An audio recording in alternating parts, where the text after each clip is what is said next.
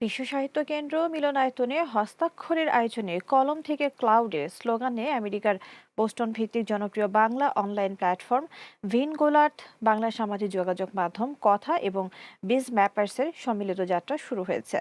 বিকেলে রাজধানীর বাংলা মোটরে বিশ্ব সাহিত্য কেন্দ্রে ভিনগোলার্ট কথা ও বিজ ম্যাপার্স এর সম্মিলিত উদ্যোগে একটি অ্যাপ ও ওয়েবসাইট খোলা হয়, যেখানে প্রযুক্তি এবং সংস্কৃতির মেলবন্ধনে হাতের লেখা সংরক্ষণ ও উদ্যোক্তাদের বিশ্বব্যাপী ছড়িয়ে দেওয়ার লক্ষ্যে বিশ্ব সাহিত্য কেন্দ্রে এই আয়োজন করা হয়।